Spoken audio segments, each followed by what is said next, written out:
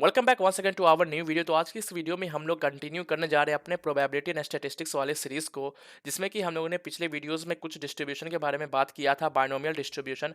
आज हम लोग पढ़ेंगे इसी में। तो ये जो सीरीज है, सबसे पहले मैं आप लोग को ये बता दूं, ये सीरीज इंजीनियरिंग मैथमेटिक्स के लिए है और ये बीटेक मैथमेटिक्स में आता है। अब रही बात की ये जो सीरीज है ये किन किन लोगों के लिए, ये आप लोग को सीएसई के लिए है, ट्रिपल ई, या बेसिकली आप लोग ये कह सकते हैं कि ये वो सारे बच्चों के लिए जिन्हें भी प्रोबेबिलिटी पढ़ना है। आप लोगों को कभी ना कभी किसी ना किसी सेम में पढ़ना ही होगा। सीएस वाले को ये सेकंड सेम में पढ़ना है, कोई यूनिवर्सिटी में, तो किसी यूनिवर्सिटी में फर्स्ट सेम में पढ़ना है, तो किसी में थर्ड सेम में पढ़ना है। तो इसी अकॉर्डिंग कहीं ना कहीं आप लोग को ये पढ़ना होगा, आपकी यूनिवर्सिटी के अकॉर्डिंग ये डिपेंड करता है। तो चलिए आज के इस वीडियो को हम लोग कंटिन्यू करते हैं और देखते हैं आज नेक्स्ट डिस्ट्रीब्यूशन के बारे में हम लोग बात करेंगे।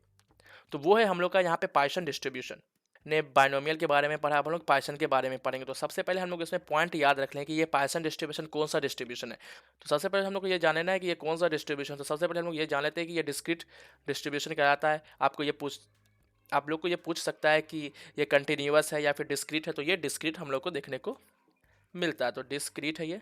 अब हम लोग को यहाँ पे से कुछ फार्मूलाज जानने हैं। बेसिकली मैं आप लोगों को पहले ही बता चुका हूँ कि ज़्यादा मैं प्रैक्टिस कराऊंगा, कम थ्योरी, जितनी भी ज़रूरी होगी नीड के बेसिस पे मैं आप लोग को बता दूंगा। तो सबसे पहले हम लोग यहाँ पे देख लेते हैं, जैसे प्रोबेबिलिटी ऑफ आर हम लोग को फाइंड करना है।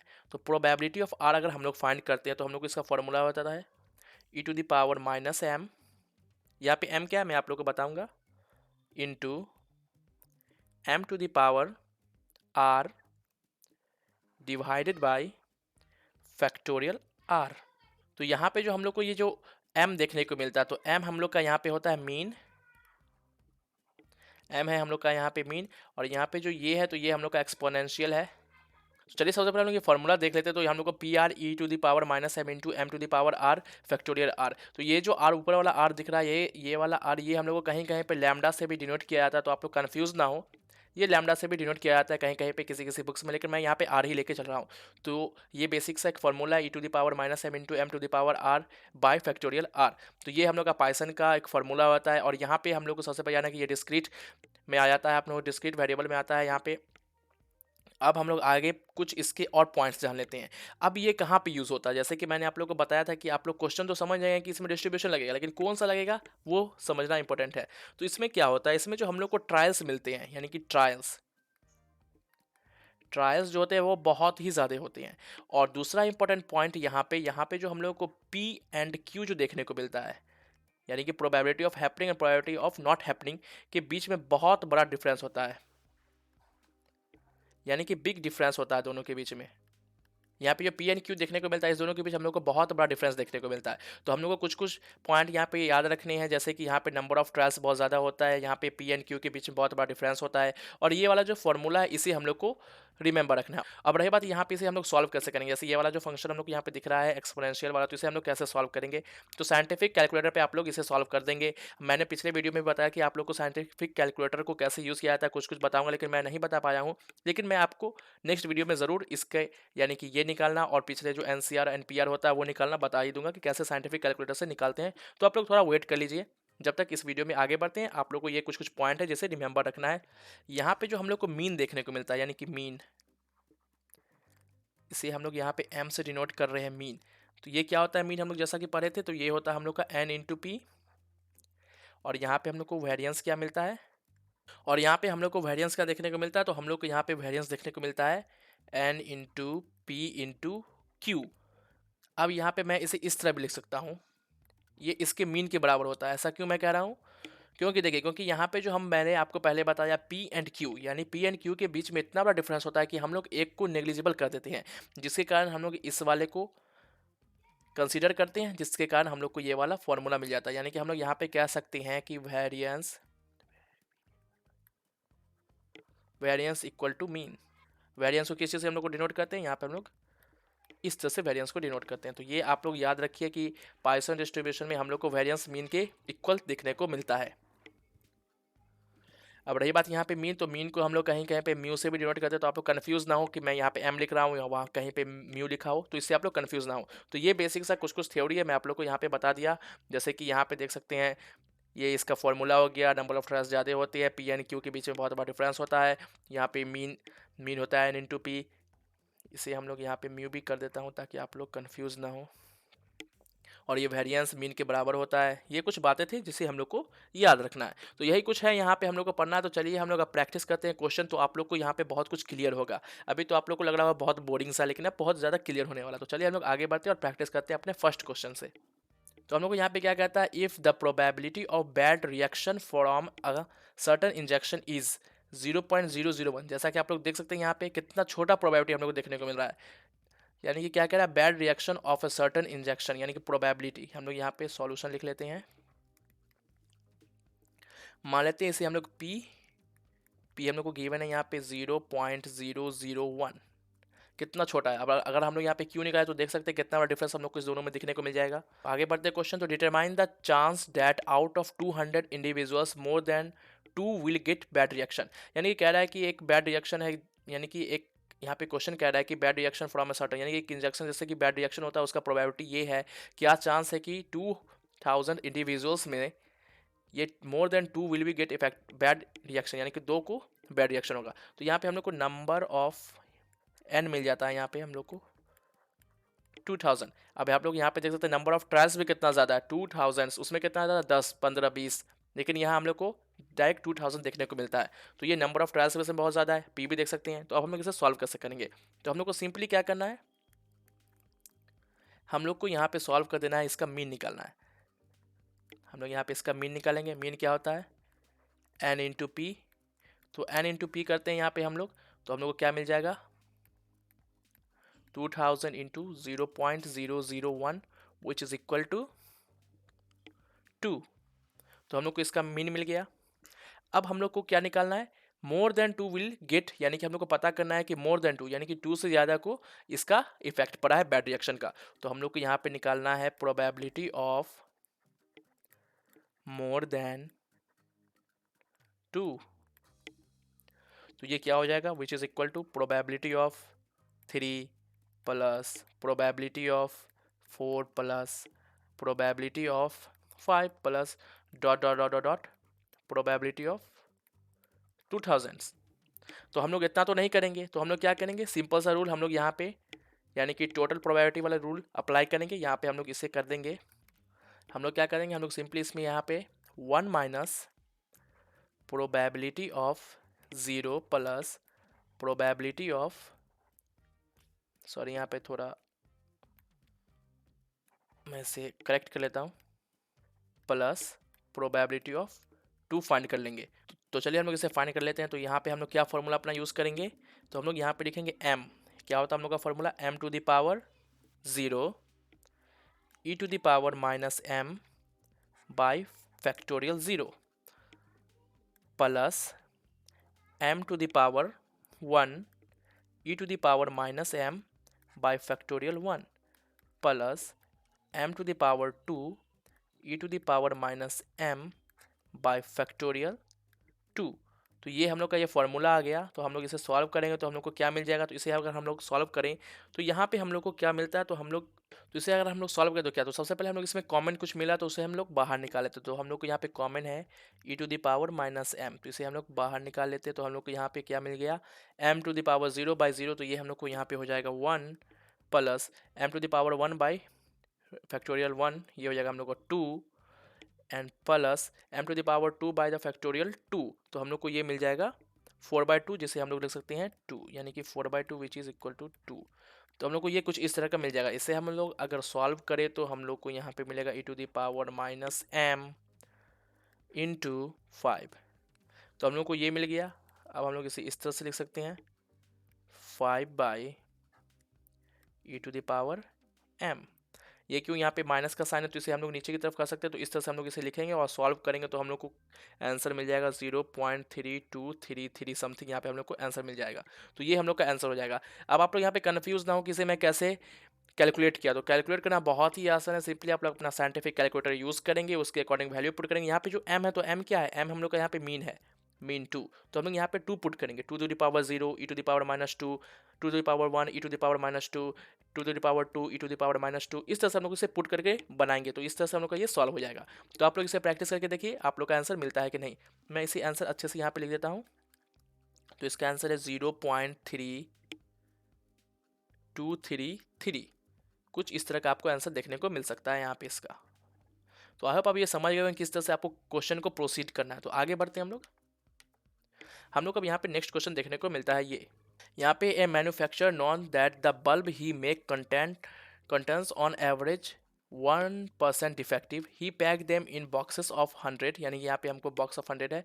What is the probability that box picked at random content 3 और मोर डिफेक्टिव बल्ब, यानी कि क्या प्रोबेबिलिटी है कि हम लोग एक बॉक्स को पिक करेंगे जिसमें कि हम लोग को 3 और उससे ज़्यादा डिफेक्टिव बल्ब मिलेगा। तो सिंपली हम लोग क्या करते हैं, सबसे पहले हम लोग यहाँ पे सॉल्यूशन लिखते हैं और इसे सॉल्व करते हैं।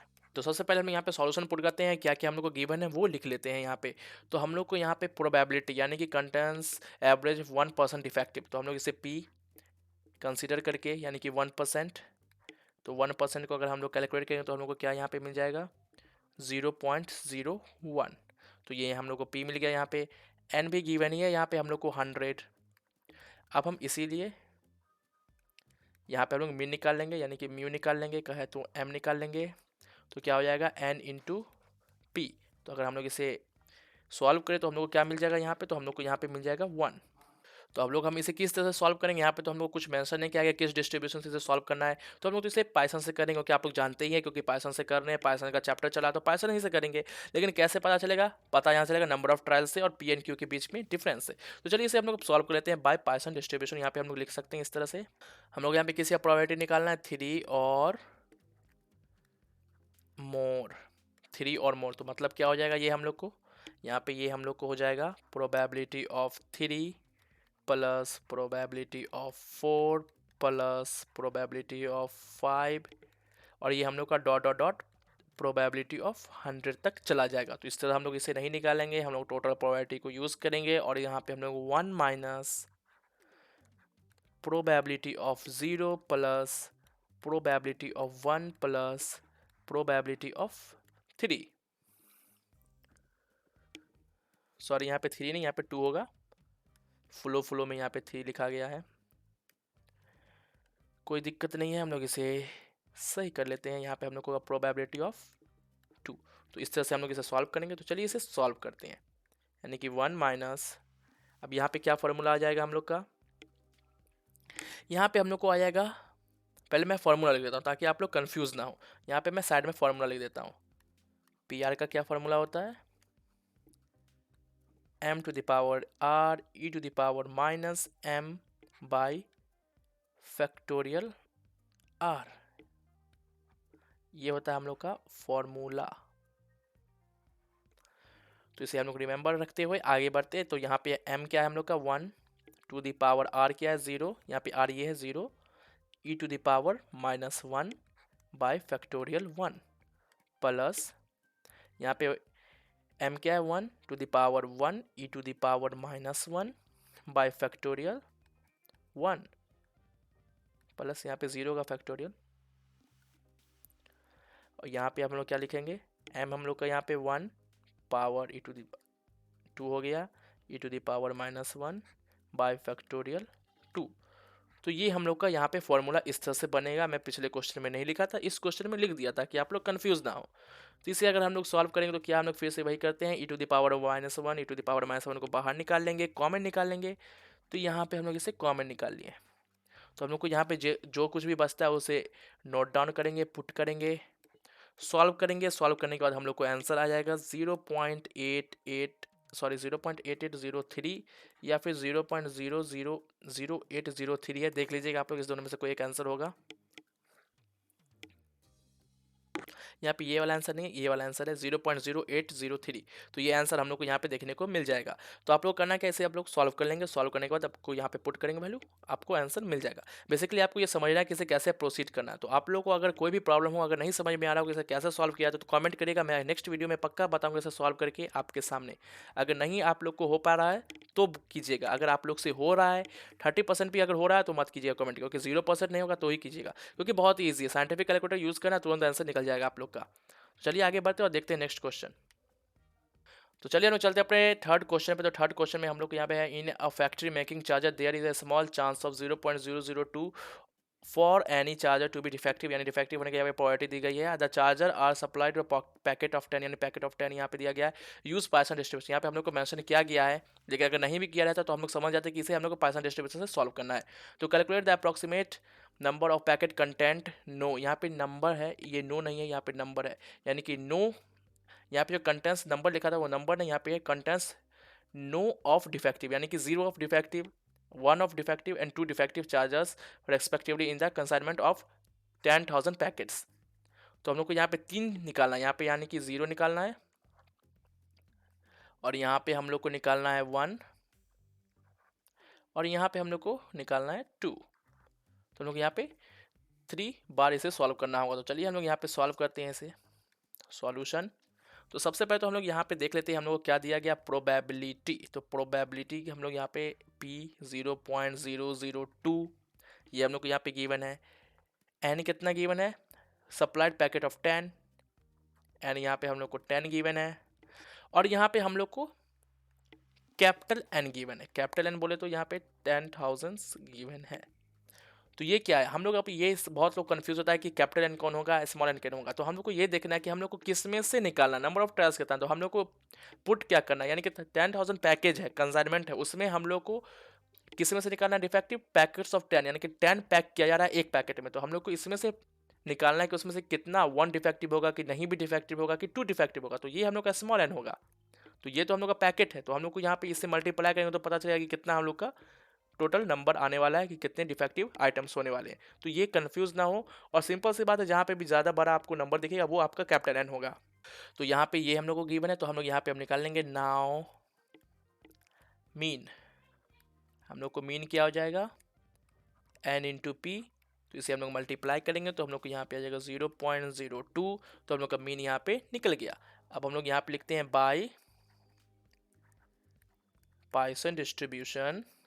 तो हम लोग यहाँ पे बाय पाइथन डिस्ट्रीब्यूशन इसे निकालते हैं। तो हम लोग का पहले फार्मूला देख लेते हैं क्या होता है, ताकि बार बार अगर आप लोग फार्मूला को रिपीट कीजिएगा तो आप लोग को याद ही हो जाएगा। तो ये होता है mean to the power r e to the power minus m by factorial r. कहीं कहीं पे मैं इस तरह भी इसे लिख सकता हूँ, कुछ इस तरह से। तो आप लोग तो जानते होंगे ये भी फैक्टोरियल का सिंबल है, ये भी फैक्टोरियल का सिंबल है, और कहीं पे मैं इस तरह भी लिख सकता हूँ।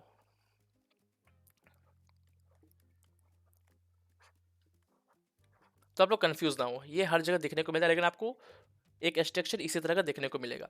तो आप लोग कंफ्यूज ना हो। तो ये हम लोग का ये फॉर्मूला है बाय बायनोमियल डिस्ट्रीब्यूशन। तो हम लोग को सबसे पहले क्या निकालना है, नो डिफेक्टिव, यानी कि हम लोग को पहले निकालना है P0। तो P0 निकालेंगे, मीन कितना दिया गया है हम लोग को यहाँ पे, मीन यहाँ पे हम लोग को मिल जाएगा। पहले मैं फॉर्मूला ही में पुट कर लेता हूँ ताकि आप लोग को अच्छे समझ में आए, r e to the power minus m by factorial r. तो एम हम लोग का यहाँ पे है 0.02 to the power 0 e to the power minus 0.02 by factorial 0 which is equal to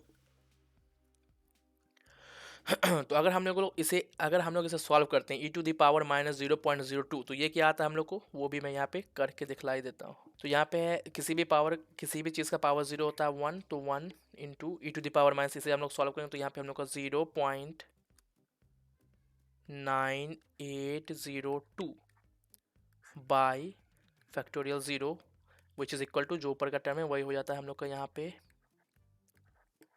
तो हम लोग को P0 यहाँ पे ये मिल जाता है। तो हम लोग को ये आंसर नहीं हो गया, क्योंकि अब हम लोग को यहाँ पे क्या निकालना, नंबर ऑफ पैकेट कंटेंट्स। तो हम लोग को यहाँ पे निकालना नंबर। तो नंबर ऑफ पैकेट कंटेंट्स में number of charger equal to 0.9802 into 10 to the power, यहाँ पे हम लोग इसे 10,000 से मल्टीप्लाई करेंगे तो हम लोग का यहाँ पे आंसर आ जाएगा 9802। तो ये हम लोग का आंसर यहाँ पे हो जाएगा। तो इस तरह से हम लोग इसे P0 का निकाल लिए। चलिए हम लोग अब P1 का निकालते हैं। यहाँ पे P1 तो सिंपली मैं आप यहाँ पे स्पीड में सॉल्व कर देता हूँ ताकि आप लोग को ज़्यादा बड़ा या लेक्चर ना हो।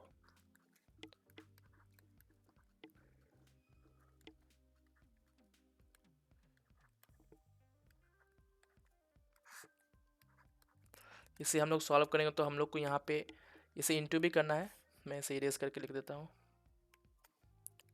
तो ये हम लोग का आंसर यहाँ पे मिल जाएगा 196 अप्रॉक्स वैल्यू मिलेगी हम लोग को। यहाँ पे ये क्या है, ये हम लोग को आ रहा है e⁻⁻m, इसे सॉल्व करने पे ये आ जाता है, ये फैक्टोरियल 1 है, फैक्टोरियल 1। तो इसी तरह हम लोग यहाँ पे P2 निकाल लेंगे। तो आप लोग सोच रहे हो यहाँ पे मल्टीप्लाई क्यों किया मैं, थाउजेंड्स यहाँ पे 10,000 था, सॉरी, इससे ताकि हम लोग को एग्जैक्ट वैल्यू मिल जाए। ये कैपिटल एन है हम लोग का, कंफ्यूज ना हो। इसी तरह हम लोग P2 निकालेंगे तो P2 का हम लोग का आंसर आ जाएगा अप्रॉक्स 1.96 आएगा, जिसे हम लोग अप्रॉक्स कर लेंगे 2। तो इस तरह से आप लोग देख सकते हैं, इसे सॉल्व करके देखिएगा आप लोग का क्या आंसर आता है यहाँ पे। तो यही था हम लोग का ये वाला क्वेश्चन। आई होप आप ये वाला क्वेश्चन समझ गए होंगे। बहुत ही आसान तरीके से ये क्वेश्चन इसका बन जाता है, बस आपको समझना आता है कहाँ पे कैसे पुट करना है। आपको p n, capital n, m, यानी ये सबको बस फाइंड कर लेना है, किस तरह से इसे हम लोग को फाइंड करना है। बाकी आप लोग बहुत ही आसानी से इसे सॉल्व कर लेंगे। तो ये था हम लोग का ये थर्ड क्वेश्चन। आगे बढ़ते हैं। आगे हम लोग को यहाँ पे है fit the Python distribution of the set of the observation. तो ये वाला क्वेश्चन कैसे बनेगा, तो यहाँ पे ना हम लोग को मीन दिया गया है ना कुछ भी नहीं दिया गया, बस हम लोग को एक टेबल दे दिया गया, स्टैटिक्स टाइप का एक यहाँ पे टेबल देखने को मिलता है। इसी में एक और टाइप का क्वेश्चन आता है कि यहाँ पे आपको इस तरह का टेबल रहेगा, कहेगा कि आपका जो थ्योरेटिकल वैल्यू है उसको कंपेयर कीजिए ऑब्जर्व्ड वैल्यू के साथ। तो यहाँ पे उसे भी उस टाइप के क्वेश्चन को भी सेम ही तरीके से सॉल्व किया जाता है। तो सबसे पहले तो हम लोग यहाँ पे क्या निकालेंगे, मीन निकालेंगे। तो हम लोग यहाँ पे सॉल्यूशन लिखते हैं और इसे सॉल्व करते हैं। तो हम लोग को यहाँ पे क्या निकालना है, मीन। यहाँ पे हम लोग को एम निकालना है। तो मीन निकालने का फॉर्मूला आप लोग जानते हैं, summation F I into x I by summation F I. तो अगर हम लोग इसका समेशन एफ आई एक्स आई करेंगे तो इसे हम लोग करते हैं, तो ये क्या हो जाएगा, 0 plus 60 plus 30 plus 6 plus 4 divided by, यहाँ पे हमको समेशन एफ आई लेंगे तो 122 प्लस 60 प्लस 15 प्लस 2 प्लस 1 क्या टोटल हो जाएगा, यहाँ पे हम लोग को हो जाएगा 200। इससे अगर हम लोग सॉल्व करें तो 0.5 हम लोग को यहाँ पे मीन अपना निकल जाएगा। अब हम लोग को क्या करना है, इसे हम लोग को कंपेयर करना है, इसमें भी वही लिख रहा है, now the theoretical frequency for r. तो हम लोग इसे इस तरह से पुट करेंगे और इसका फॉर्मूला क्या होता है ये देख लेते हैं। इसका फॉर्मूला होता है एन इंटू, यहाँ पे हम लोग को कैपिटल एन क्या हो जाएगा, कैपिटल एन हम लोग को यहाँ पे ये हो जाएगा, ये कैपिटल एन हम लोग का हो जाएगा। इसका मैं फॉर्मूला स्टार्टिंग बताना भूल गया था, यहाँ पे आप लोग देख लीजिए, capital n into m to the power r e to the power minus m by r. तो ये हम लोग का फॉर्मूला हो जाता है। तो इसे हम लोग अगर सॉल्व करें तो ये हम लोग को जगह 0.5 e to the power r e minus, यहाँ पे हम लोग को क्या मिल गया है, 0.5 डिवाइडेड बाई फैक्टोरियल 0, फैक्टोरियल कितना, यहाँ पे हम लोग का फैक्टोरियल आर हो जाएगा यहाँ पे। चलिए इसे मैं इरेज करके सही से लिख लेता हूँ,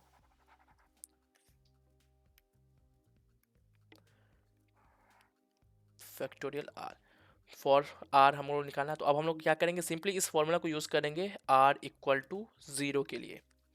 सिंपली हम लोग इसे यूज़ करेंगे, फिर हम लोग आर इक्वल टू 1 के लिए करेंगे, 2 के लिए करेंगे, 3 के लिए करेंगे, 4 के लिए करेंगे। यहाँ पे जितना हम लोग को एक्स का दिया गया वैल्यू उसके लिए हम लोग करेंगे। तो जो हम लोग को आंसर आएगा हम लोग एक कॉलम बनाएंगे इस तरह से, यहाँ पे हम लोग एक्स लिख देंगे, यानी कि एक्स का वैल्यू लिख देंगे, यहाँ पे एफ का वैल्यू लिख देंगे। अब हम लोग यहाँ पे आर लिख देंगे और यहाँ पे जो हम लोग को आएगा यहाँ पे थ्योरेटिकल फ्रीक्वेंसी वो लिख के, जितना हम लोग को आंसर R1 के लिए आएगा वो लिख देंगे, R2 के लिए आएगा वो लिख देंगे। तो इस तरह से हम लोग को इस टेबल को कंप्लीट करना है और आप लोग को सिंपली ये वाला फॉर्मूला याद रखना है। तो चलिए मैं आप लोग को नेक्स्ट में पेज में अच्छे से इस फॉर्मूला को बता देता हूँ। यानी कि कहीं पे भी आपको फिट वाला आंसर मिलेगा, फिट द डिस्ट्रीब्यूशन करके, फिट द डिस्ट्रीब्यूशन करके आपको कहीं के भी ये कोई भी डिस्ट्रीब्यूशन में हो सकता है। मैं आपको बाइनोमियल में बताया था, यहाँ पे पाइथन में भी बता देता हूँ। तो यहाँ पे हम लोग को फॉर्मूला यूज़ होता है n into m to the power r e to the power minus m by factorial r. तो ये वाला फॉर्मूला हम लोग को यहाँ पे मिल गया।